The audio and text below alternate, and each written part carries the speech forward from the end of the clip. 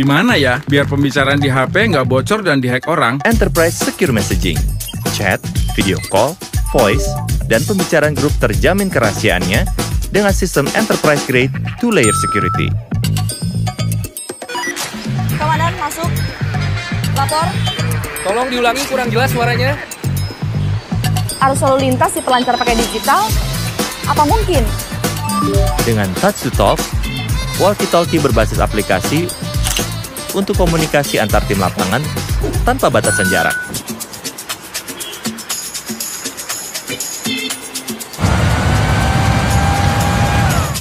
Baik Pak, segera ke sana Pak. Bisa nggak ya dapetin notifikasi data geologi langsung di HP? IoT Smart Monitoring Sensors. Data BMKG dari banjir, gempa, gunung berapi bisa diakses mobile. Jadi bisa ditangani cepat dan tepat.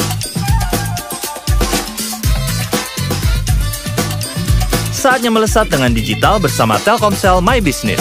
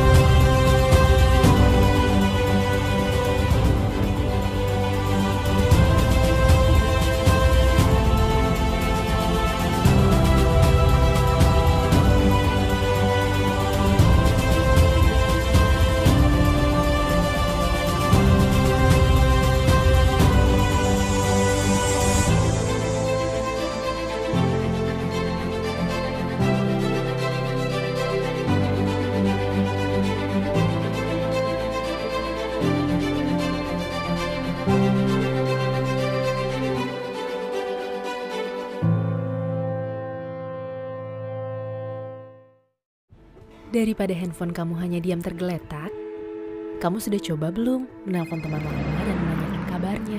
Halo Jaya, lagi pusing soal toko. Pernah nggak bantu posting dagangan baru teman kamu?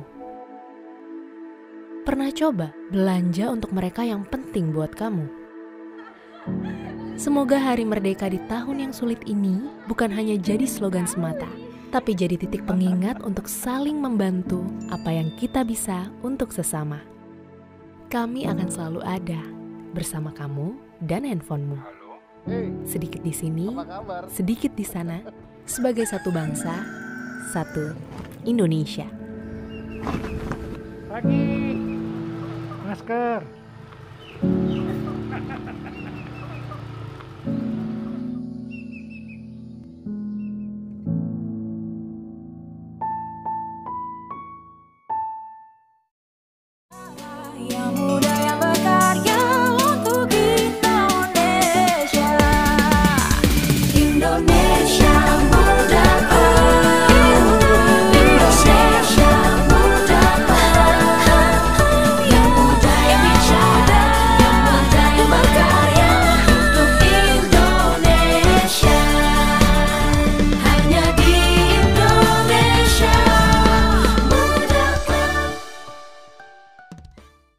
Profesional muda BUMN bisa apa? Aku siap untuk berinovasi. Aku bisa melawan arus untuk kebaikan bangsa. Aku bisa membuat perubahan. Aku bisa bekerja dengan jujur dan independen. Aku bisa memajukan bangsa dengan kreativitas. Kini saatnya profesional muda BUMN dan Indonesia mempunyai wadah untuk mengasah dan bertukar pikiran agar lebih kreatif, inovatif, dan solutif. Saksikan Indonesia Muda Club diskusi cerdas dengan para profesional muda BUMN untuk Indonesia yang lebih baik.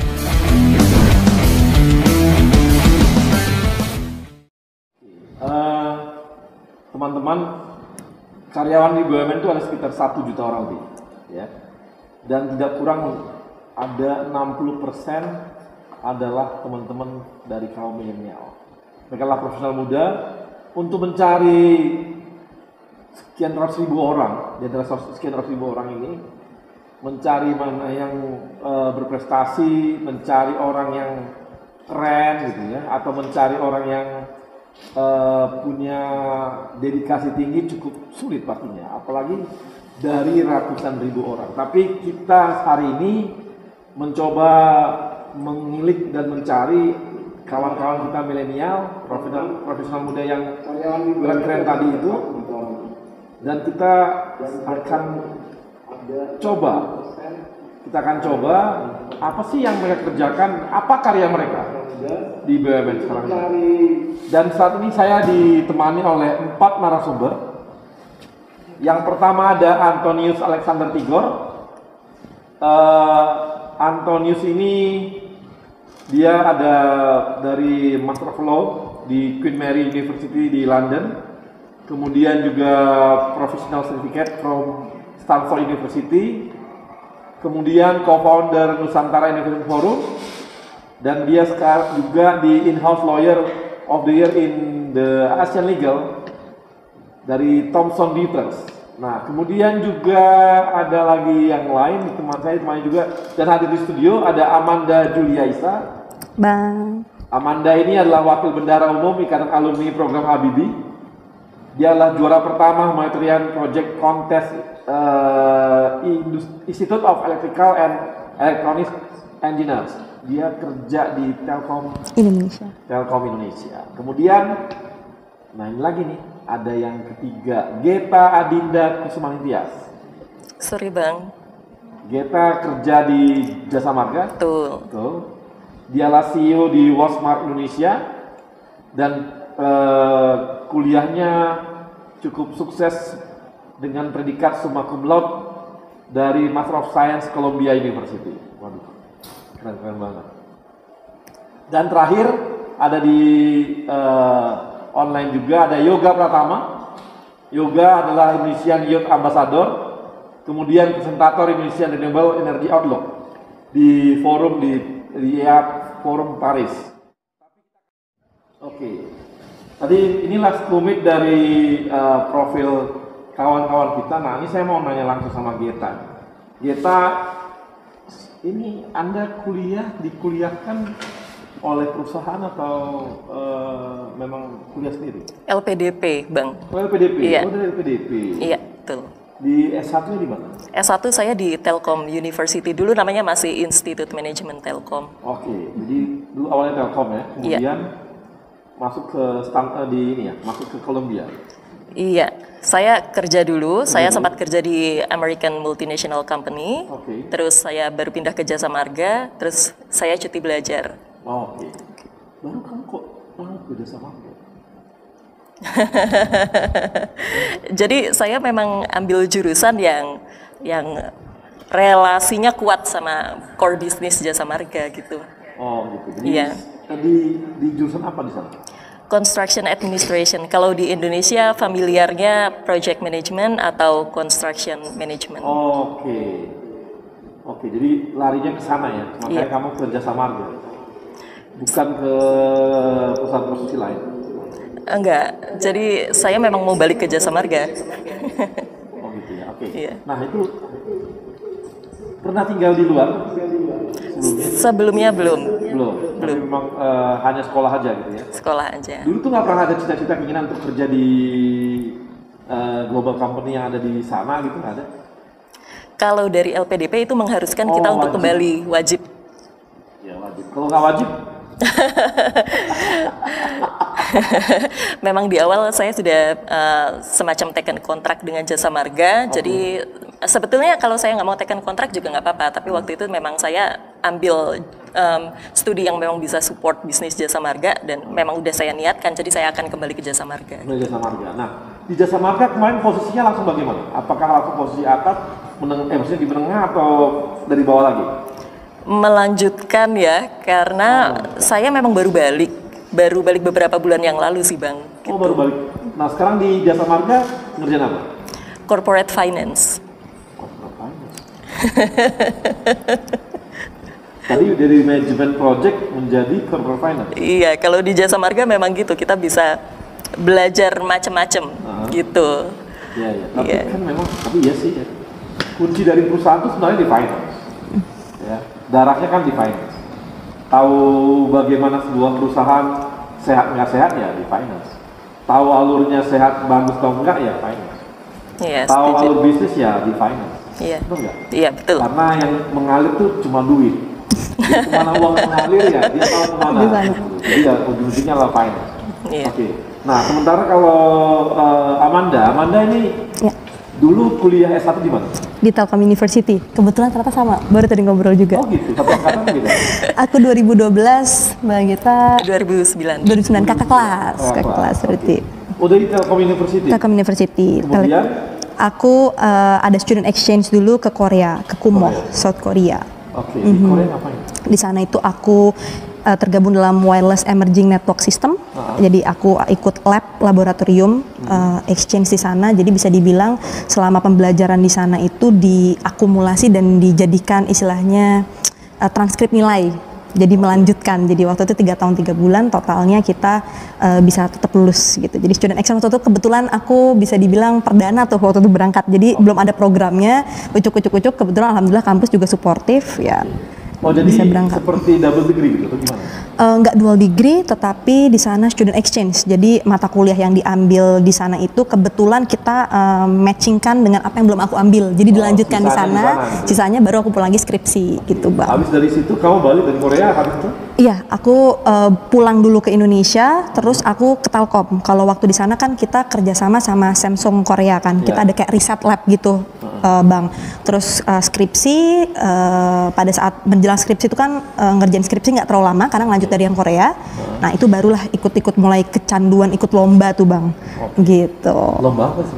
Awalnya itu Institute of Electrical Electronics Engineers, jadi lombanya para engineers dunia gitu. Jadi kayak awalnya sih kayak nggak mungkin menang gitu ya Bang ya, kayaknya kan pasti banyak yang lebih jago-jago dong gitu. Nah ternyata berkelanjutan dapat kesempatan menang, juara 3 besar Asia Pasifik, juara 1 worldwide, dan akhirnya wah senang nih ngumpulin teman-teman karena kita bergrup tuh Bang.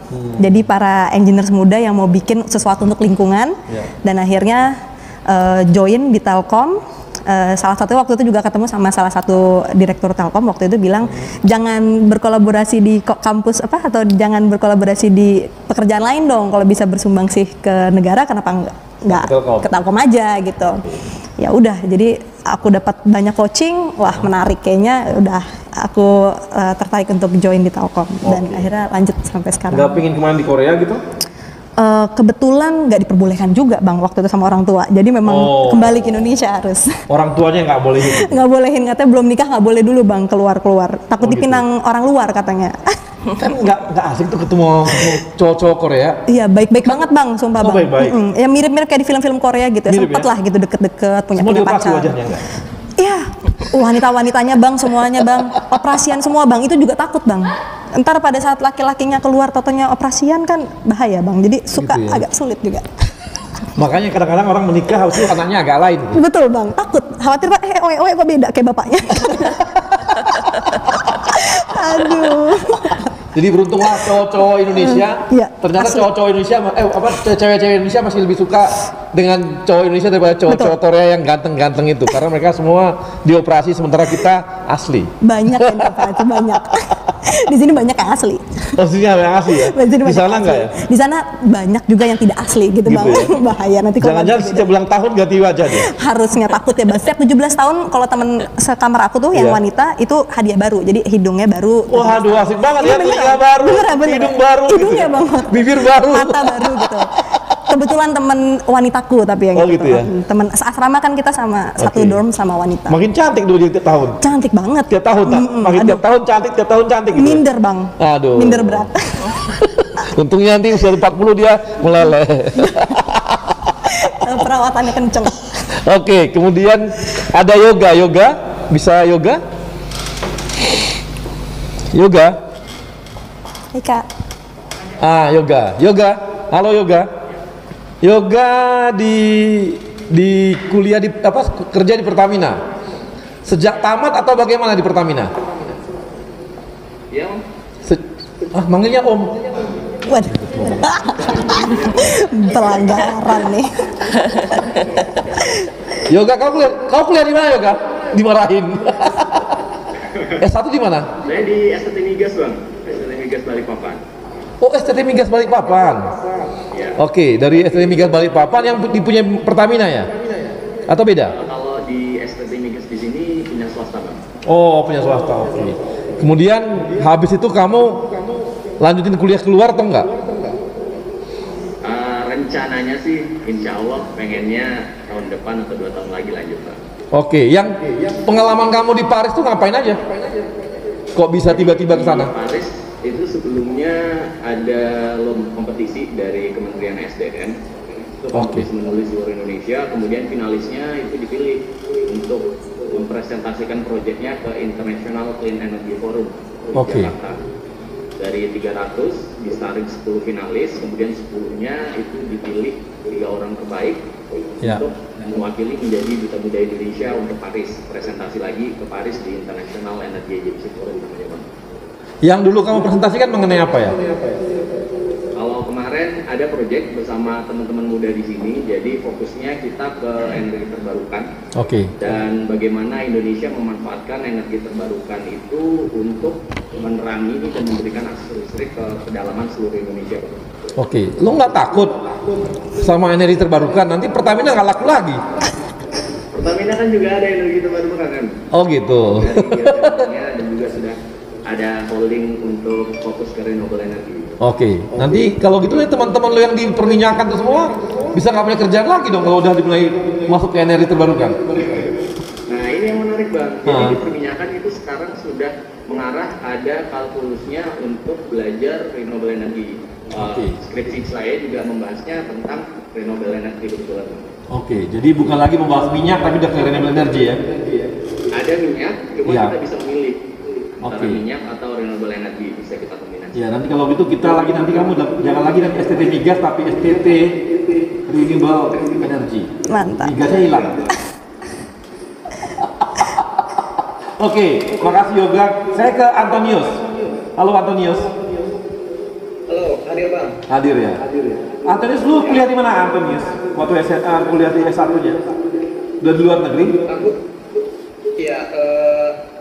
Terima kasih udah diundang di acara keren ini, Bang. Bayar. Aku dulu kuliah S1 di Universitas Diponegoro di Semarang. Semarang.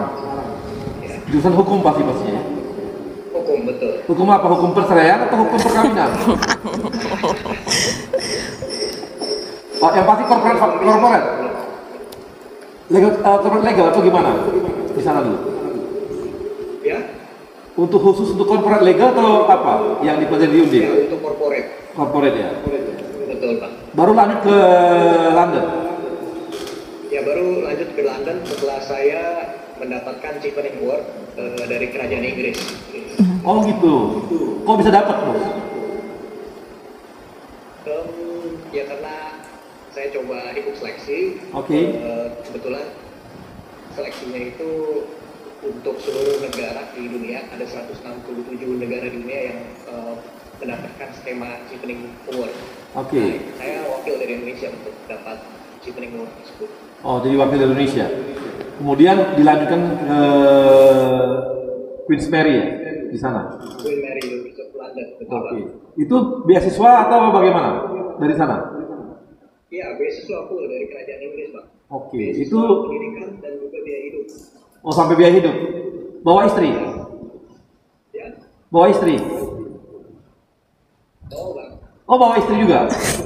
Bawa, Bang. Bawa. Jadi berarti ini dong full beasiswanya full banget kalau gitu ya, termasuk full family.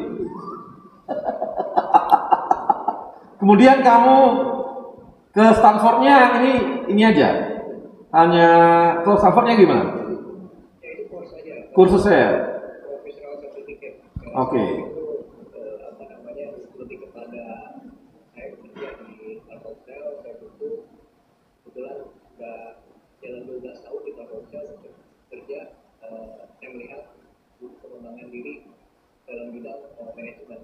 Oke.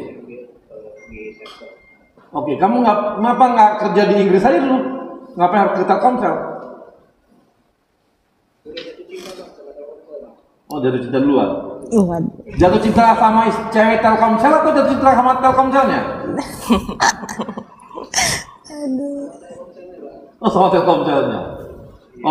Oke, makasih Antonius. Kita kawan-kawan tadi demikian tadi sekilas apa yang telah mereka kerjakan, apa prestasi mereka.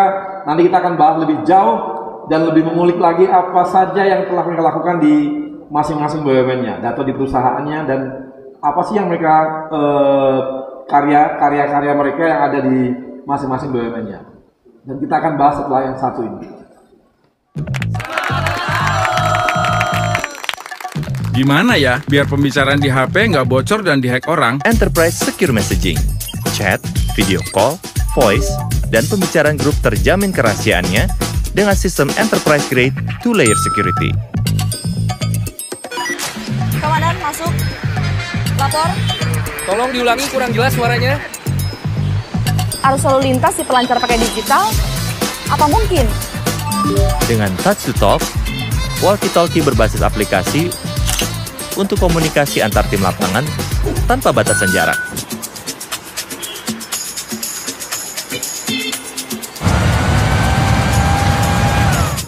Baik Pak, segera ke sana Pak. Bisa nggak ya dapetin notifikasi data geologi langsung di HP? IoT Smart Monitoring Sensors. Data BMKG dari banjir, gempa, gunung berapi bisa diakses mobile. Jadi bisa ditangani cepat dan tepat. Saatnya melesat dengan digital bersama Telkomsel My Business.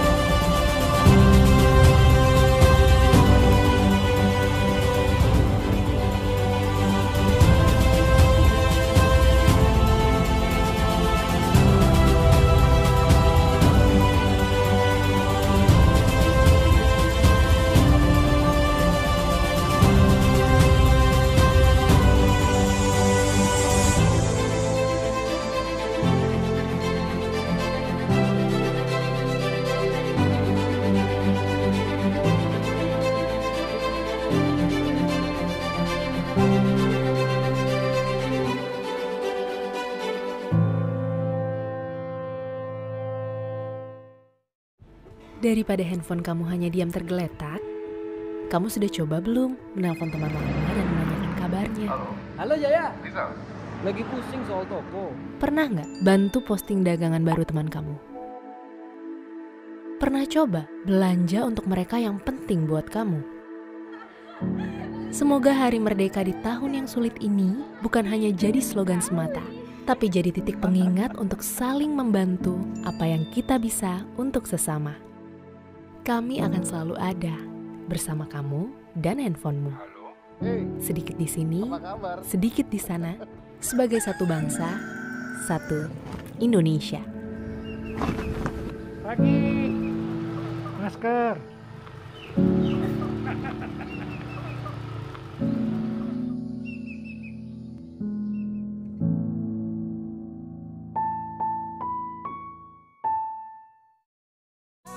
Yang muda yang berkarya untuk Indonesia. Indonesia merdeka. Indonesia merdeka. Yang muda yang bicara, yang muda yang berkarya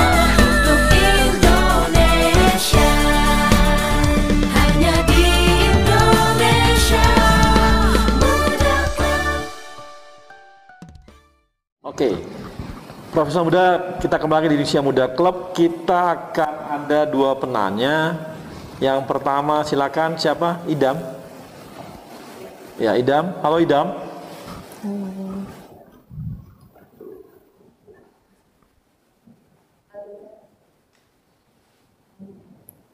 Alika, silakan Alika, ada Alika. Terima kasih udah diberikan kesempatan untuk bertanya. Izin perkenalkan saya Alika. Mau bertanya, apa sih yang menjadi motivasi kakak-kakak untuk lebih mengutamakan pendidikan dan karir dibanding yang lainnya? Dan kapan kakak-kakak itu mulai sadar kalau pendidikan itu dan karir emang benar-benar penting? Oke, sekarang saya udah ya. Nah, ini bisa langsung ke Geta. Kenapa mengutamakan pendidikan dan karir daripada yang lain-lain? Daripada yang lain-lain gitu ya. Ya itu tadi saya udah sempat bilang sih, sebetulnya saya pursue pendidikan sampai ke Amerika itu mulainya dari niat yang kecil gitu. Saya ingin membukakan gerbang untuk orang-orang di sekitar saya gitu. Karena saya mau kasih lihat ke mereka, if I can do it, so you can do it too gitu. I'm not coming from a fancy background. I don't have what people call as privilege. I didn't go to international schools at Indonesia gitu. Tapi saya bisa, Anda juga bisa gitu. Orang-orang di sekitar saya pasti bisa itu. Sebenarnya sesimpel itu niatnya. Itu ya? Oke, itu jadi lebih kepada memberikan motivasi kepada orang-orang sekitar gitu ya. Iya. Oke. Iya, itu. Kalau Yoga. Iya, Bang. Halo Yoga. Halo, Bang. Yoga bisa jawab tuh pertanyaan Alika. Kenapa Yoga lebih mementingkan karir dan sekolah daripada yang lain gitu? Ya, terima kasih pertanyaannya Alika. Bagus banget. Salam kenal, saya Yoga dari Pertamina. Khususnya menurut saya kita harus balance dulu ya. Jadi mengutamakan yang pertama itu prioritasnya tetap keluarga. Baru kita masuk ke pekerjaan sebagai rumah kedua kita. Otomatis kenapa lebih milih dan fokus kepada karir? Yang pertama kita harus punya tujuan dulu. Kalau misalnya kita sudah punya tujuan, kita juga bisa sharing atau membagikan apa yang menjadi tujuan kita ke orang lain dan bisa menginspirasi orang lain. Karena kita memiliki tujuan yang berbeda-beda, jadi harapannya raih mimpi setinggi mungkin. Dan kalau misalnya Alika, jangan misalnya si teman A fokus ke karir, teman B fokus ke keluarga, tapi kita juga harus balancing. Jadi kalau dari saya itu lebih ke balancing, Bang. Jadi kita harus bisa time management, mengatur waktu antara karir dan keluarga. Gitu. Makasih. Yoga, kalau Anton gimana Anton? Ya Bang. Ya. Kenapa Anton katanya lebih prioritasin kerja dan kuliah, sekolah daripada yang lain? Ya, sebetulnya ini terima kasih atas pertanyaannya. Tadi yang Yoga sampaikan dan juga Geta sampaikan itu sangat selaras dengan apa yang mau saya jawab. Jika saya boleh tambahkan, upaya saya untuk bekerja dan sekolah itu adalah merupakan upaya saya untuk stay relevan terhadap sebuah perubahan. Itu. Kenapa? Karena seperti Charles Darwin bilang bahwa it's not the strongest that survive, nor the most intelligent, but the most responsive to change. Nah, itu saya dapat dari pekerjaan dan juga dari pendidikan. Sehingga saya dapat lebih inline dengan kemajuan zaman. Secara otomatis saya juga bisa menjadi dampak yang baik untuk perusahaan dan sekitar saya. Tentunya juga dengan lingkungan, dimanapun saya berada. Oke, makasih. Nah, kalau Amanda gimana? Iya, jawabannya pada bagus-bagus nih Bang. Kalau aku sendiri lebih alhamdulillahnya pekerjaan ini, terima kasih Mbak pertanyaannya. Untuk aku sendiri lebih melihat kebetulan pekerjaan yang aku lakukan sekarang ini sesuai dengan minat aku gitu, Women in Tech, Ladies in Technology. Makanya kita saling berkumpul nih. Jadi after office biasanya justru kita malah kumpul bareng nih sama teman-teman BUMN, sama teman-teman sesama kolega lah ya gitu. Jadi bisa dibilang nggak kerasa tuh Bang, nggak kerasa kayak cuman kerja doang gitu Bang. Jadi bahasan-bahasan tadi tentang data-data tadi lah. Jadi wah kayak kesannya regulasi-regulasi. Nah itu kita bahas biasanya jadi obrolan after office. Jadi menurut aku bisa dibilang kebetulan priority utamanya pastinya untuk memberikan sumbangsih terbaik bagi sekitar ya kan, baik itu bagi keluarga, perusahaan ataupun masyarakat. Tetapi kebetulan sekali sejalan dengan apa yang disuka, dan kebetulan di lingkungannya itu teman-teman BUMN ini mostly 60% anak-anak generasi milenial ya. Kita after office juga ngomonginnya itu, jadi kerasa kayak nongkrong, have fun bareng, tapi ngomonginnya juga kerjaan gitu. Tapi bukan yang pusing-pusing, kesannya kayak wah ini apa nih, kita bikin apa nih, kita bikin webinar apa nih next gitu. Kira-kira gitu sih Bang. Di sekarang nih kerjaan tuh sudah jadi hobi juga gitu ya. Jadi kesannya begitu Bang. Kerjaannya memang depan laptop terus sih sebenarnya Bang. Nah, udah gak ada bedanya. Berikutnya ada Ibnu. Nah, Ibnu nanya gini.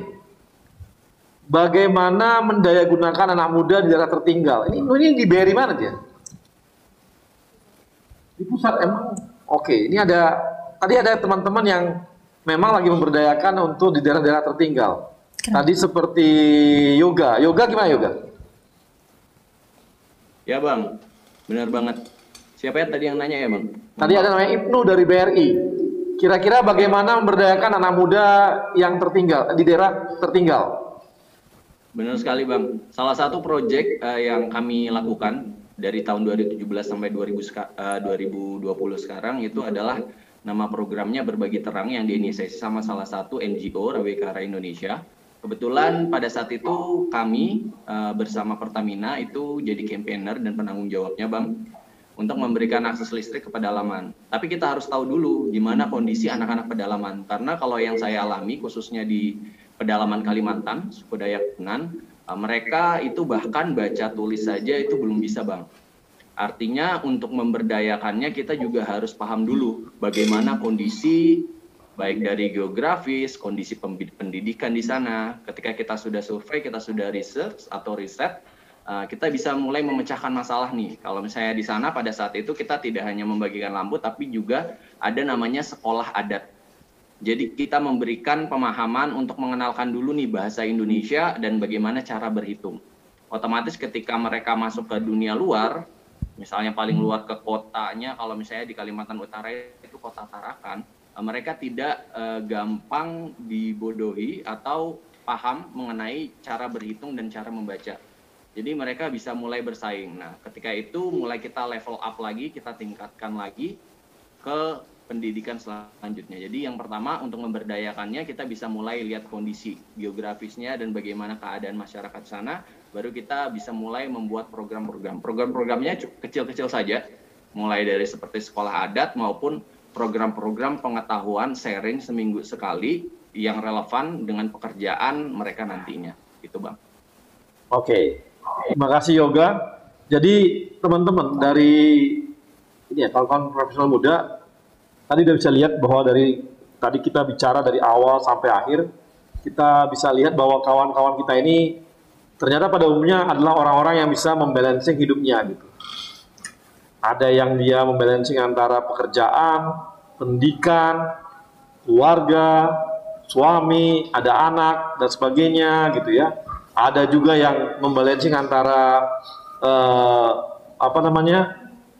bisa membangun pertemanan komunitasnya, malah menghubungkan dengan pekerjaannya, diskusi-diskusinya pun berhubungan dengan pekerjaan, tapi itu mereka anggap bukan lagi sebuah pekerjaan itu bukan lagi sebuah beban gitu, tapi sebuah hobi bagi mereka, dan itu udah bagian dari hidup mereka gitu. Kemudian ada lagi kawan-kawan kita di samping mereka juga bekerja di pekerjaannya, kemudian mereka juga balancing dengan keluarga, balance dengan pertemanan, atau malah ada juga yang malah punya ruang-ruang besar untuk mengabdi di masyarakat lepas dari pekerjaan intinya gitu. Jadi Ini banyak banget ya kita bisa dapatkan inspirasi-inspirasi dari kawan-kawan kita ini, dan yang hebat lagi mereka rata-rata adalah orang-orang yang spesifik dengan ilmunya gitu. Punya pengetahuan yang ke depan, yang maju gitu ya. Tadi ada punya pengetahuan mengenai data center gitu ya, yang memang ke depan itu dibutuhkan betul gitu ya. Ada juga yang belajar mengenai legal pun ternyata berkembang juga, tidak terpatok pada yang lama dulu gitu ya. Ya legal, corporate legalnya adalah berhubungan dengan tanah, dengan ya perdata dan sebagainya gitu. Ini enggak gitu, ada juga terus ke digital gitu. Tadi ada juga yang berhubungan dengan renewable energy gitu ya, atau juga dengan finance, tapi finance-nya berpikir untuk proyek lebih besar, tidak hanya melihat dari satu sisi sebagai finance itu, tapi melihat dari perkembangan wilayah dan hubungannya seperti perkembangan sebuah infrastruktur gitu. Ini adalah hal-hal yang menarik yang kita dapatkan dari kawan-kawan kita milenial hari ini, dan saya merasa tidak rugi untuk mengundang mereka karena banyak sekali inspirasi yang kita dapatkan dari kawan-kawan kita ini. Dan untuk itu saya juga mengucapkan terima kasih kepada sponsor kita, Telkomsel, Jasa Marga, Kereta Api Indonesia, Aspindo, dan tidak lupa kepada Yayasan BUMN. Dan kepada teman-teman Fraksi Muda, tetap semangat, kita akan terus berkembang. BUMN akan mengalami sebuah proses transformasi. Pak Menteri kita, Pak Erick Thohir, mempunyai sebuah kerangka besar membangun BUMN, dan kalau kawan-kawan tetap melihat perkembangan di Indonesia Muda Club, kawan-kawan akan bisa melihat juga apa sebenarnya visi misinya Pak Erick Thohir menjabat sebagai menteri dan mengembangkan BUMN dalam mentransformasikan BUMN-nya. Dan kita akan ketemu lagi setelah nantinya Indonesia Muda Club di episode berikutnya. Dan tetap bersama saya, Arya Sinulinga.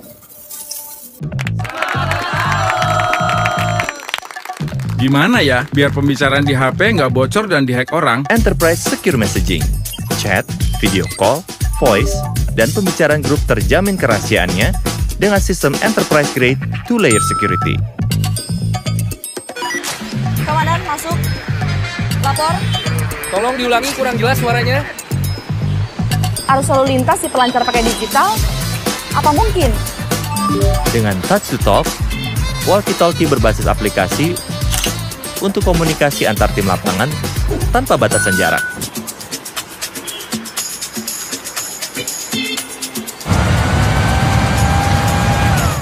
Baik Pak, segera ke sana Pak. Bisa nggak ya dapetin notifikasi data geologi langsung di HP? IoT Smart Monitoring Sensors. Data BMKG dari banjir, gempa, gunung berapi bisa diakses mobile. Jadi bisa ditangani cepat dan tepat. Saatnya melesat dengan digital bersama Telkomsel My Business.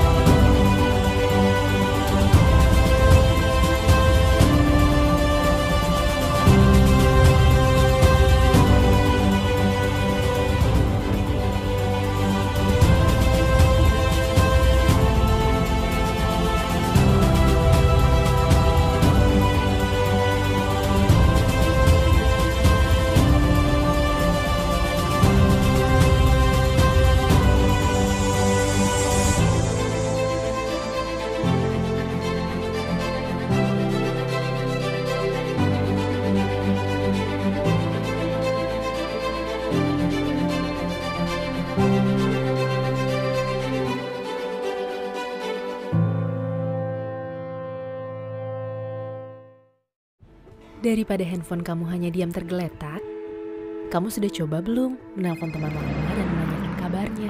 Halo Jaya. Lagi pusing soal toko. Pernah nggak bantu posting dagangan baru teman kamu? Pernah coba belanja untuk mereka yang penting buat kamu? Semoga Hari Merdeka di tahun yang sulit ini bukan hanya jadi slogan semata, tapi jadi titik pengingat untuk saling membantu apa yang kita bisa untuk sesama. Kami akan selalu ada bersama kamu dan handphonemu. Sedikit di sini, sedikit di sana, sebagai satu bangsa, satu Indonesia. Pagi, masker.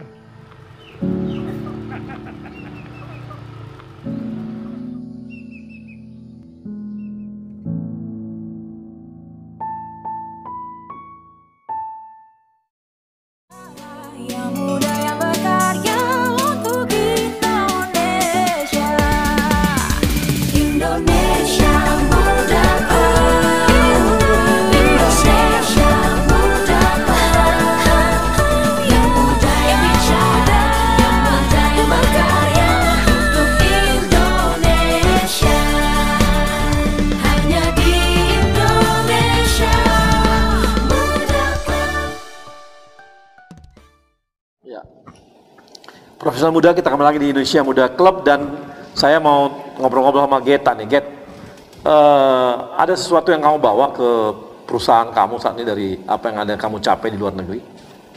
Kalau sejauh ini karena saya baru balik ya, Baru itu balik ya. tadi yang saya cerita saya baru sharing aja nih, Iya. sharing ke teman-teman tentang project management gitu kan, perbandingan project management di negara maju, Iya. terus apa yang bisa kita adopsi di Indonesia, apa yang bisa kita improve di sini gitu. Sama ya kalau saya sih sebenarnya my journey starts from such a simple wish sebenarnya Pak. Saya itu ke Amerika karena memang dari saya pingin sekolah ke luar negeri, tapi di satu sisi saya juga mikir saya seorang ibu, saya punya anak, gitu udah kan? punya anak? Udah punya anak. Udah banget, wajahnya masih muda banget. Iya. Udah punya anak berapa? Satu. Dari? Iya. Kenapa? Ya, nggak apa-apa. Dari satu suami.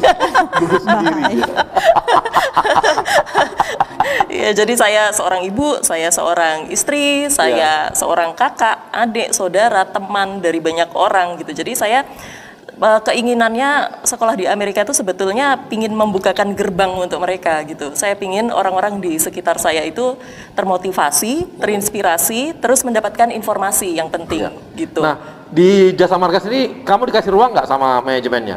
Berani nggak dia jawabnya? Dengan apa yang kamu terima ilmu di luar, bawa ke ini, dikasih ruang nggak untuk sharing atau apa gitu? Iya, jadi sharing itu memang difasilitasi oleh Jasa Marga. Oke. Jadi ada webinar. Oh, dikasih Iya, ruang memang iya, sama mereka iya, ya? iya. Manajemennya terbuka banget dong gitu ya? Iya, betul. Sangat terbuka untuk itu ya? Iya. Ya, mudah-mudahan. Sekarang usia berapa? Saya usia, aduh saya lupa umur saya berapa ya? Gak dilarang ya nanya Dua usia? sekian. 2 sekian? 20 sekian. Oh gitu? Iya. Oh, muda sekali. Ini Pak Erik lagi nyari-nyari direktur loh. Direksi muda perempuan. Wah. Berani tarung nggak? Di endorse. Oke, makasih. Geta, saya ke Antonius. Anton? Ya Bang. Nah, Ton, kalau di Telkomsel kamu dikasih ruang besar nggak oleh kawan-kawan di Telkomsel untuk apa yang kamu dapat di luar negeri itu bisa kamu terapkan di perusahaan gitu? Karena banyak sekali perusahaan-perusahaan tidak memanfaatkan semaksimal mungkin apa yang talenta yang dimiliki oleh kawan-kawan gitu. Ya, saya cukup bersyukur karena para senior leaders di Telkomsel itu mampu melihat talenta yang ada dari luar gitu ya, Pak. Nah, saya diakomodir apa yang passion saya. Jadi saya banyak sekali dilibatkan dalam proyek-proyek strategis di Telkomsel maupun proyek-proyek yang kritikal sehingga secara langsung ilmu saya juga jadi terpakai gitu. Oke, jadi artinya ruangnya dikasih betul ya. Untuk sharing, untuk yang muda-muda atau yang senior-senior dikasih ruang juga nggak? Ya, betul, dikasih juga. Yang anak baru juga, yang junior juga semua dikasih. Jadi dikasih ruang betul oleh kawan-kawan Telkomsel ya.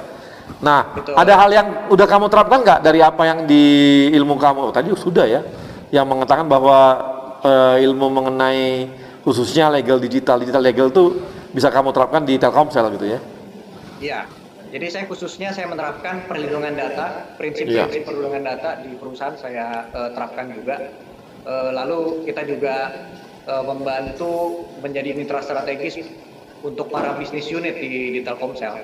Oke. Nah, di Telkomsel sendiri yang seperti kamu khusus untuk digital legalnya banyak nggak? Nah itu baru saya, Pak. Oh, baru kamu? Iya. Nah, ini peluang bagi orang-orang yang orang legal di BUMN. Ternyata di Telkomsel baru 1 orang. Berarti ini karirnya untuk bisa naik cepat, bisa besar nih. Karena cuma 1 orang kan? Mau nggak mau cuma si Anton aja nih dikasih gaji besar. Ton, gaji kamu berapa, Ton? Enggak, nggak perlu jawab. Nggak, ini artinya ada peluang-peluang besar ya, ada peluang-peluang bahwa kemampuan kita melihat tadi ya seperti tadi legal banyak, corporate legal banyak juga, tapi ternyata ada ruang yaitu namanya digital legal gitu, dan ini cukup menarik gitu, dan ternyata cuma 1 orang doang yang ngambil di sana di Telkomsel sekarang, artinya ruangnya makin banyak dong ya, terbuka besar dong. Di Indonesia udah banyak nggak yang seperti kamu, Ton? Ada beberapa, cuman kalau dibandingkan dengan sektor lain seperti hukum kompetisi ataupun hukum tanah itu kan mereka lebih banyak. Jadi secara populasi itu masih sedikit sebetulnya. Secara populasi lebih sedikit ya. Jadi perlu banyak dilahirkan juga kalau gitu ya. Iya, apalagi sekarang kan everything is digital kan, Bang. Jadi harusnya kita ikut dalam konteks tersebut dan ikut serta dalam bidang hukum. Nah, ini kawan-kawan ya, teman-teman di masing-masing BUMN, ini ada ruang besar. Karena apa? Karena hampir semua BUMN saat ini masuk ke digital. Masuk ke digital. Banyak banget masuk ke digital. Mungkin ada juga kebutuhan legal untuk digital juga akan makin banyak gitu ke depannya. Benar nggak, Ton? Pasti. Karena pada saat ini kan jadi nggak hanya Telkomsel kan ruang-ruang itu jadinya gitu. Betul, karena semua perusahaan semuanya going digital, dari perbankan, perusahaan properti dan juga perusahaan-perusahaan lain semuanya mereka pada going digital. Makanya kita mengalami namanya traffic explosion tadi. Semuanya menggunakan teknologi terkini untuk tetap relevan terhadap perkembangan zaman, sehingga tetap menjadi pemain global serta mengantisipasi juga kan persaingan bisnis sekarang. Kalau enggak masuk ke digital, mereka akan mati. Ini artinya apa? Perbankan sendiri pun yang begitu besar gitu ya, BUMN kita, Bank Mandiri mungkin atau BRI atau BTN yang masuk digital, mau nggak mau memang butuh juga orang legal digital nih, digital legal yang memang, dan sangat jarang, ada ruang besar nih bagi kawan-kawan BUMN yang sekarang ini kerja di legal, ambil S2-nya digital legal aja, seperti Anton. Tanya aja sama Anton, ada di mana aja bisa kuliah yang cepat sehingga bisa nambah ilmu dan memberi ruang besar pada kawan-kawan. Oke, Ton, makasih. Yoga. Ya, Yoga. Nah, Yoga sekarang tadi kan ngomong di hulu ya. Di produksi Pertamina gitu ya. Dan memang tadi fokus ke renewable energy. Nah, ini untuk kamu mengimplementasikan ataupun memberi ruang atau juga hal-hal yang berhubungan dengan renewable energy di Pertamina, di luar dari komunitas ada nggak yang kamu perjuangkan supaya kamu bisa berperan di sana gitu? Ya, sebelumnya kalau di Pertamina, alhamdulillah ruang-ruang itu juga cukup terbuka lebar banget. Kami juga bekerja sama dengan beberapa teman di rekan-rekan di bidang communication and relation. Jadi communication and relation sering sekali melibatkan kami ke dalam kegiatan-kegiatan eksternal maupun internal. Dalam kegiatan eksternal itu kita juga mengedukasi nggak hanya rekan-rekan internal dalam Pertamina, anak-anak milenial Pertamina, tapi rekan-rekan muda di luar. Salah satunya beberapa waktu lalu juga ikut ke salah satu proyek BBM Satu Harga di Kalimantan Tengah. kita juga mengedukasi anak-anak pedalaman mengenai tidak hanya Pertamina tapi juga renewable energy itu sendiri juga, Bang. Oke, ini saya mau informasikan juga mungkin ke Yoga juga ya. Kemarin baru disampaikan oleh Pak Erick Thohir, Pak Menteri kita, kalau sekarang ada transformasi energi. Betul. Sekarang Pertamina itu diminta menghitung kapan kira-kira energi fosil itu akan habis. Harus diperkirakan kapan habis dan kapan proses-proses mulai renewable energy akan masuk. Kita akan punya 3 itu, sekarang nanti ketiganya tahapannya. Ada yang namanya energi fosil, kemudian ada yang pakai EV battery, Pertamina juga masuk. Yang ketiga ada yang namanya masuk ke renewable energy. Apalagi kabarnya di mana, di Thailand itu saya lupa, kalau energi solar itu sekarang sudah harganya sangat murah, lebih murah daripada yang dijual oleh kawan-kawan PLN. Betul sekali, Bang. Benar nggak, Yoga? Bahkan pada saat saya ke Paris itu juga mengunjungi salah satu perusahaan, kalau di sana disebut BUMN-nya juga, namanya itu EDF atau bahasa Prancisnya Electricité de France.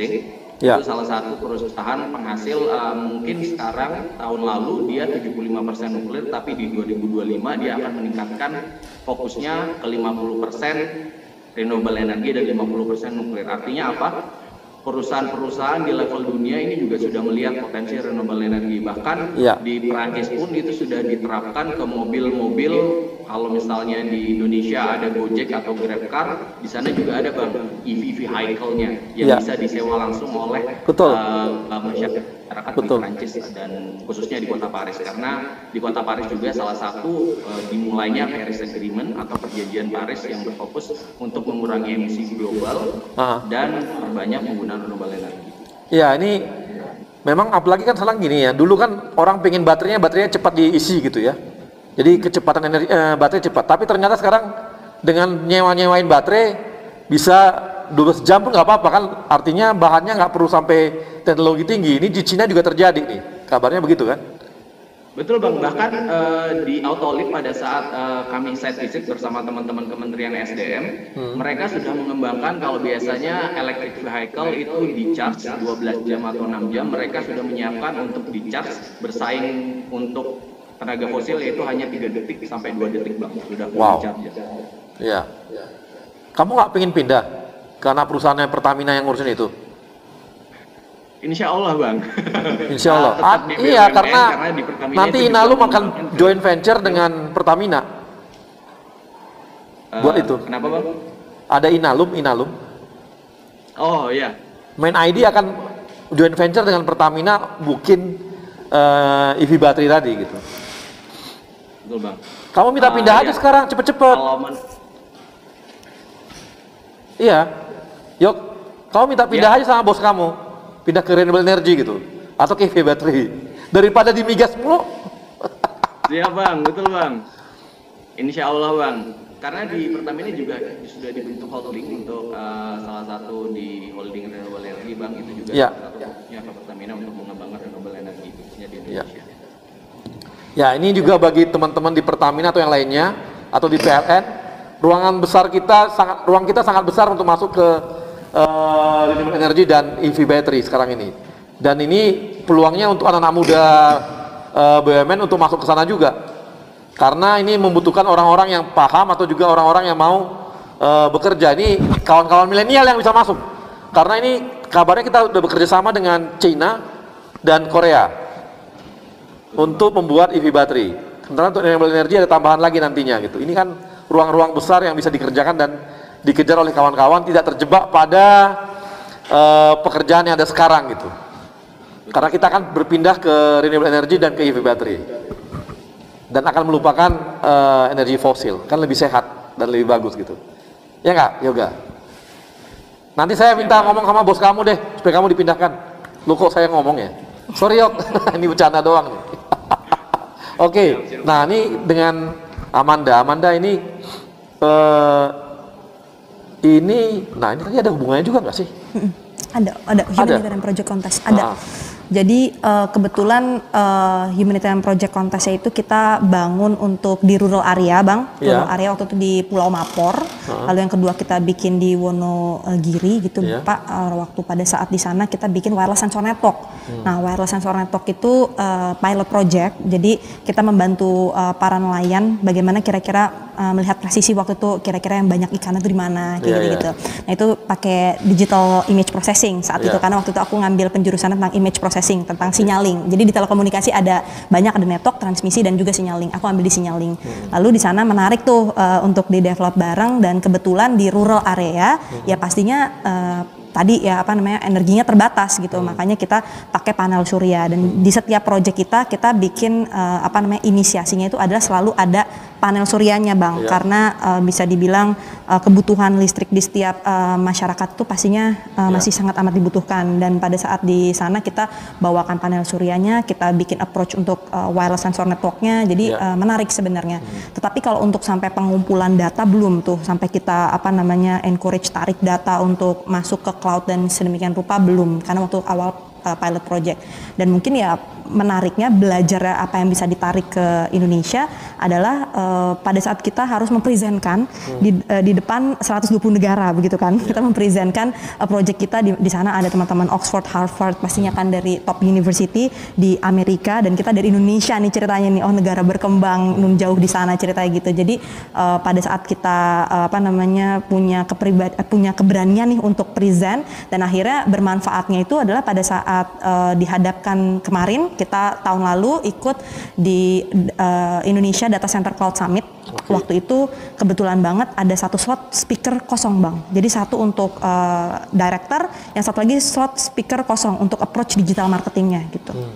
Ya udah disuruh present Bang. Nah kebayangkan kalau misalnya aku belum pernah present gitu, kita di depan banyak negara begitu, di depan banyak global player.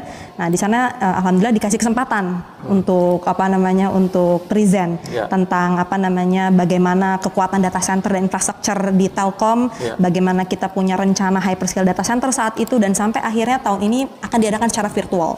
Jadi banyak belajar bisa dibilang yang dibawa ke Indonesia bukan hanya ilmu secara teknologinya, mungkin kalau dibilang teknologinya di negara maju pastinya kita banyak belajar, tetapi yang pastinya didapatkan dari BUMN itu adalah kesempatan untuk diberikan panggung nih.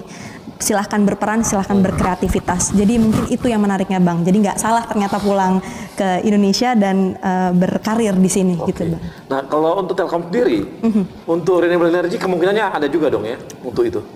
Pastinya ada beberapa yang saat ini kok untuk power ya, ada PUI-nya. Jadi setiap kali untuk data center begitu Bang, memang ada angka-angka tertentu yang memang harus di-approach untuk sebagai standarnya. Jadi green data center begitu Bang. Jadi ada ada sebuah teknis angka yang memang harus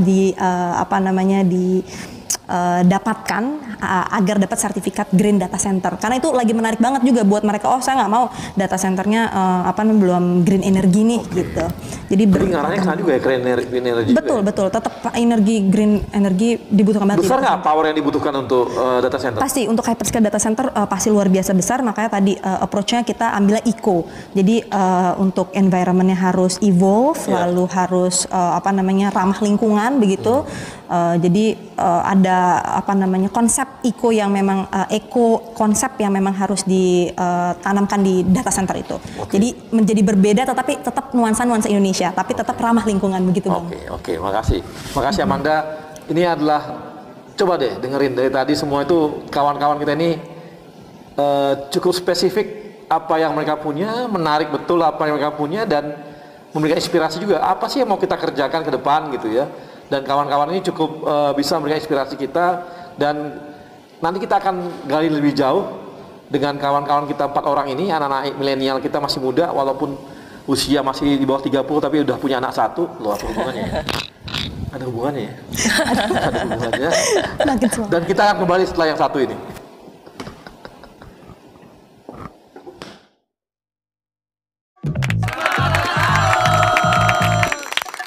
Gimana ya biar pembicaraan di HP nggak bocor dan dihack orang? Enterprise Secure Messaging, chat, video call, voice, dan pembicaraan grup terjamin kerahasiaannya dengan sistem enterprise grade 2-layer security. Komandan masuk. Lapor. Tolong diulangi, kurang jelas suaranya. arus lalu lintas dipelancar pakai digital? Apa mungkin? Dengan Touch to Talk, walkie-talkie berbasis aplikasi untuk komunikasi antar tim lapangan tanpa batasan jarak.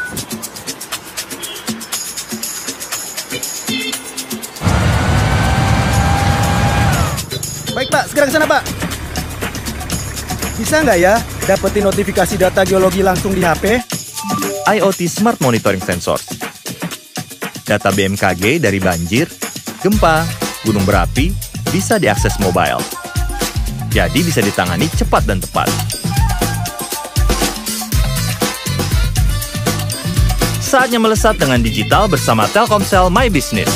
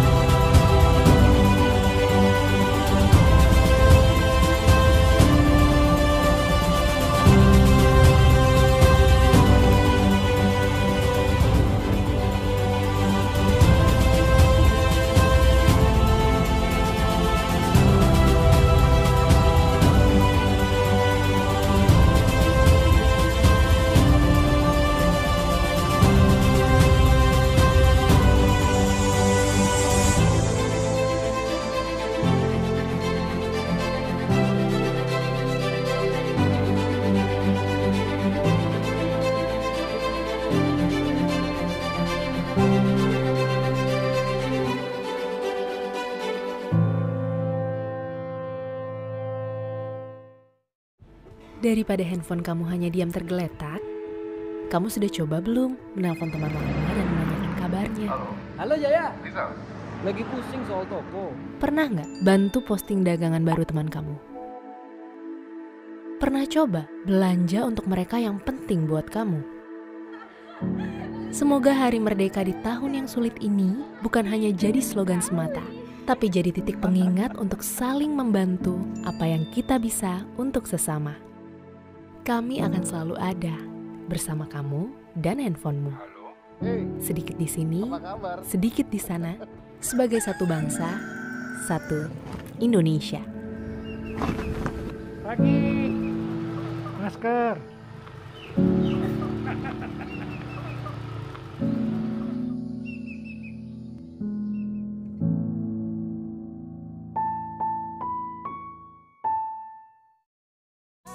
Yang muda yang berkarya untuk Indonesia. Indonesia mudaku. Indonesia mudaku. Yang muda yang bicara, yang muda yang berkarya untuk Indonesia. Hanya di Indonesia mudaku. Oke, Profesor Muda, kita kembali di Indonesia Muda Club. Kita akan ada dua penanya. Yang pertama silakan, siapa? Idam. Ya, Idam. Halo Idam.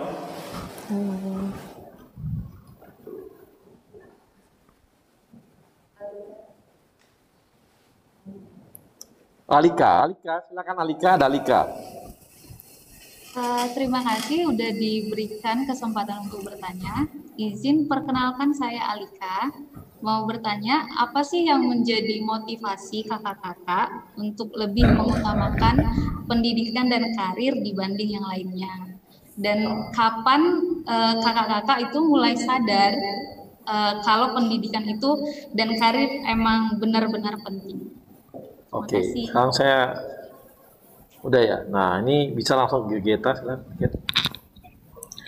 Kenapa mengutamakan pendidikan dan karir daripada yang lain-lain? Daripada yang lain-lain gitu ya.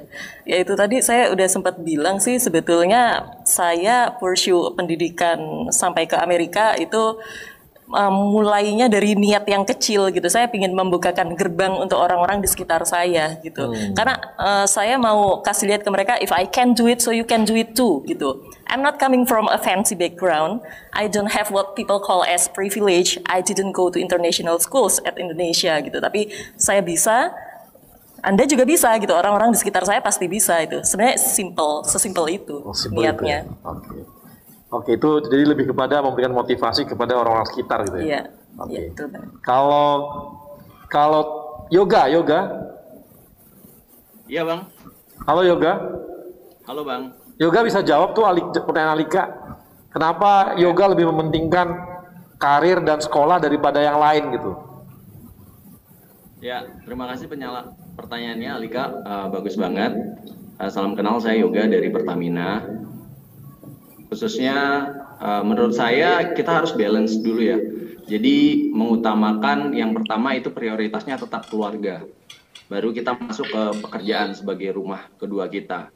Otomatis kenapa lebih milih dan fokus kepada karir? Yang pertama kita harus punya tujuan dulu. Kalau misalnya kita sudah punya tujuan, kita juga bisa sharing atau membagikan apa yang menjadi tujuan kita ke orang lain dan bisa menginspirasi orang lain. Karena kita memiliki tujuan yang berbeda-beda, jadi harapannya raih mimpi setinggi mungkin. Dan kalau misalnya Alika, jangan misalnya si teman A fokus ke karir, teman B fokus ke keluarga, tapi kita juga harus balancing. Jadi kalau dari saya itu lebih ke balancing, Bang. Jadi kita harus bisa time management, mengatur waktu antara karir dan keluarga. Gitu. Makasih. Yoga, kalau Anton gimana Anton? Ya Bang. Ya. Kenapa Anton katanya lebih prioritasin kerja dan kuliah, sekolah daripada yang lain? Ya, sebetulnya ini terima kasih atas pertanyaannya. Tadi yang Yoga sampaikan dan juga Geta sampaikan itu sangat selaras dengan apa yang mau saya jawab. Jika saya boleh tambahkan, upaya saya untuk bekerja dan sekolah itu adalah merupakan upaya saya untuk stay relevan terhadap sebuah perubahan. Itu. Kenapa? Karena seperti Charles Darwin bilang bahwa it's not the strongest that survive, nor the most intelligent, but the most responsive to change. Nah, itu saya dapat dari pekerjaan dan juga dari pendidikan. Sehingga saya dapat lebih inline dengan kemajuan zaman. Secara otomatis saya juga bisa menjadi dampak yang baik untuk perusahaan dan sekitar saya. Tentunya juga dengan lingkungan, dimanapun saya berada. Oke, makasih. Nah, kalau Amanda gimana? Iya, jawabannya pada bagus-bagus nih Bang. Kalau aku sendiri lebih alhamdulillahnya pekerjaan ini, terima kasih Mbak pertanyaannya. Untuk aku sendiri lebih melihat kebetulan pekerjaan yang aku lakukan sekarang ini sesuai dengan minat aku gitu, Women in Tech, Ladies in Technology. Makanya kita saling berkumpul nih. Jadi after office biasanya justru kita malah kumpul bareng nih sama teman-teman BUMN, sama teman-teman sesama kolega lah ya gitu. Jadi bisa dibilang nggak kerasa tuh Bang, nggak kerasa kayak cuman kerja doang gitu Bang. Jadi bahasan-bahasan tadi tentang data-data tadi lah. Jadi wah kayak kesannya regulasi-regulasi. Nah itu kita bahas biasanya jadi obrolan after office. Jadi menurut aku bisa dibilang kebetulan priority utamanya pastinya untuk memberikan sumbangsih terbaik bagi sekitar ya kan. Baik itu bagi keluarga, perusahaan ataupun masyarakat. Tetapi kebetulan sekali sejalan dengan apa yang disuka. Dan kebetulan di lingkungannya itu teman-teman BUMN ini mostly 60% anak-anak generasi milenial ya. Kita after office juga ngomonginnya itu jadi kerasa kayak nongkrong, have fun bareng tapi ngomonginnya juga kerjaan gitu. Tapi bukan yang pusing-pusing, kesannya kayak wah ini apa nih, kita bikin apa nih, kita bikin webinar apa nih next gitu. Kira-kira gitu sih Bang. Sekarang nih kerjaan tuh sudah jadi hobi juga gitu ya. Jadi kesannya begitu Bang. Kerjaannya memang depan laptop terus sih sebenarnya Bang. Nah, udah ada bedanya. Berikutnya ada Ada Ibnu? Nah, Ibnu nanya gini, bagaimana mendayagunakan anak muda di daerah tertinggal? Ini di BRI mana dia? Di pusat emang? Oke, ini tadi ada teman-teman yang memang lagi memberdayakan untuk di daerah-daerah tertinggal. Tadi seperti yoga. Yoga gimana yoga? Ya Bang, benar banget. Siapa ya tadi yang nanya ya Bang? Tadi ada namanya Ibnu dari BRI. Kira-kira bagaimana memberdayakan anak muda yang tertinggal, di daerah tertinggal? Benar sekali Bang. Salah satu proyek yang kami lakukan dari tahun 2017 sampai 2020 sekarang itu adalah nama programnya Berbagi Terang yang diinisiasi sama salah satu NGO Rawekara Indonesia. Kebetulan pada saat itu kami bersama Pertamina itu jadi campaigner dan penanggung jawabnya Bang untuk memberikan akses listrik ke pedalaman. Tapi kita harus tahu dulu gimana kondisi anak-anak pedalaman. Karena kalau yang saya alami khususnya di pedalaman Kalimantan, suku Dayak Penan, mereka itu bahkan baca tulis saja itu belum bisa Bang. Artinya untuk memberdayakannya kita juga harus paham dulu bagaimana kondisi baik dari geografis, kondisi pendidikan di sana. Ketika kita sudah survei, kita sudah research atau riset, kita bisa mulai memecahkan masalah nih. Kalau misalnya di sana pada saat itu kita tidak hanya membagikan lampu, tapi juga ada namanya sekolah adat. Jadi kita memberikan pemahaman untuk mengenalkan dulu nih bahasa Indonesia dan bagaimana cara berhitung. Otomatis ketika mereka masuk ke dunia luar, misalnya paling luar ke kotanya, kalau misalnya di Kalimantan Utara itu kota Tarakan, mereka tidak gampang dibodohi atau paham mengenai cara berhitung dan cara membaca. Jadi mereka bisa mulai bersaing. Nah, ketika itu mulai kita level up lagi, kita tingkatkan lagi ke pendidikan selanjutnya. Jadi yang pertama untuk memberdayakannya kita bisa mulai lihat kondisi geografisnya dan bagaimana keadaan masyarakat sana, baru kita bisa mulai membuat program-program. Program-programnya kecil-kecil saja, mulai dari seperti sekolah adat maupun program-program pengetahuan sharing seminggu sekali yang relevan dengan pekerjaan mereka nantinya. Itu Bang. Oke. Terima kasih Yoga. Jadi teman-teman dari ini ya kawan-kawan profesional muda, tadi udah bisa lihat bahwa dari tadi kita bicara dari awal sampai akhir, kita bisa lihat bahwa kawan-kawan kita ini ternyata pada umumnya adalah orang-orang yang bisa membalancing hidupnya gitu. Ada yang dia membalancing antara pekerjaan, pendidikan, keluarga, suami, ada anak dan sebagainya gitu ya. Ada juga yang membalancing antara bisa membangun pertemanan komunitasnya, malah menghubungkan dengan pekerjaannya, diskusi-diskusinya pun berhubungan dengan pekerjaan, tapi itu mereka anggap bukan lagi sebuah pekerjaan itu bukan lagi sebuah beban gitu, tapi sebuah hobi bagi mereka, dan itu udah bagian dari hidup mereka gitu. Kemudian ada lagi kawan-kawan kita di samping mereka juga bekerja di pekerjaannya, kemudian mereka juga balancing dengan keluarga, balancing dengan pertemanan, atau malah ada juga yang malah punya ruang-ruang besar untuk mengabdi di masyarakat lepas dari pekerjaan intinya gitu. Jadi ini banyak banget ya kita bisa dapatkan inspirasi-inspirasi dari kawan-kawan kita ini, dan yang hebat lagi mereka rata-rata adalah orang-orang yang spesifik dengan ilmunya gitu. Punya pengetahuan yang ke depan yang maju gitu ya. Tadi ada punya pengetahuan mengenai data center gitu ya, yang memang ke depan itu dibutuhkan betul gitu ya. Ada juga yang belajar mengenai legal pun ternyata berkembang juga, tidak terpatok pada yang lama dulu gitu ya. Ya legal, corporate legalnya adalah berhubungan dengan tanah, dengan ya perdata dan sebagainya gitu. Ini enggak gitu. Ada juga terus ke digital gitu. Tadi ada juga yang berhubungan dengan renewable energy gitu ya, atau juga dengan finance, tapi finance-nya berpikir untuk proyek lebih besar, tidak hanya melihat dari satu sisi sebagai finance itu, tapi melihat dari perkembangan wilayah dan hubungannya seperti perkembangan sebuah infrastruktur gitu. Ini adalah hal-hal yang menarik yang kita dapatkan dari kawan-kawan kita milenial hari ini, dan saya merasa tidak rugi untuk mengundang mereka karena banyak sekali inspirasi yang kita dapatkan dari kawan-kawan kita ini. Dan untuk itu saya juga mengucapkan terima kasih kepada sponsor kita, Telkomsel, Jasa Marga, Kereta Api Indonesia, Aspindo, dan tidak lupa kepada Yayasan BUMN. Dan kepada teman-teman profesional muda, tetap semangat, kita akan terus berkembang, BUMN akan mengalami sebuah proses transformasi. Pak Menteri kita, Pak Erick Thohir, mempunyai sebuah kerangka besar membangun BUMN, dan kalau kawan-kawan tetap melihat perkembangan di Indonesia Muda Club, kawan-kawan akan bisa melihat juga apa sebenarnya visi misinya Pak Erick Thohir menjabat sebagai Menteri dan mengembangkan BUMN dalam mentransformasikan BUMN-nya. Dan kita akan ketemu lagi setelah nantinya Indonesia Muda Club di episode berikutnya. Dan tetap bersama saya, Arya Sinulinga. Gimana ya biar pembicaraan di HP nggak bocor dan dihack orang? Enterprise Secure Messaging, chat, video call, voice, dan pembicaraan grup terjamin kerahasiaannya dengan sistem enterprise grade 2-layer security. Komandan, masuk. Lapor. Tolong diulangi, kurang jelas suaranya. Arus lalu lintas di pelancar pakai digital? Apa mungkin? Dengan Touch to Talk, walkie-talkie berbasis aplikasi untuk komunikasi antar tim lapangan tanpa batasan jarak.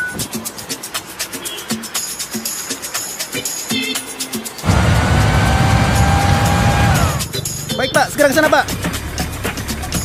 Bisa nggak ya dapetin notifikasi data geologi langsung di HP? IoT Smart Monitoring Sensors. Data BMKG dari banjir, gempa, gunung berapi bisa diakses mobile. Jadi bisa ditangani cepat dan tepat. Saatnya melesat dengan digital bersama Telkomsel My Business.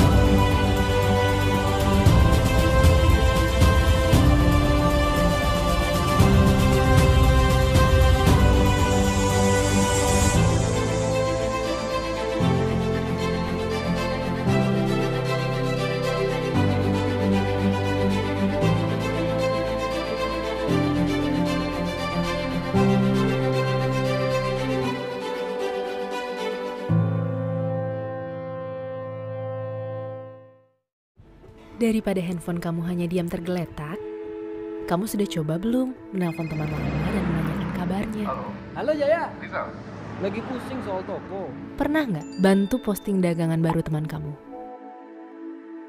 Pernah coba belanja untuk mereka yang penting buat kamu? Semoga Hari Merdeka di tahun yang sulit ini bukan hanya jadi slogan semata, tapi jadi titik pengingat untuk saling membantu apa yang kita bisa untuk sesama. Kami akan selalu ada bersama kamu dan handphonemu. Sedikit di sini, sedikit di sana, sebagai satu bangsa, satu Indonesia. Pagi, masker.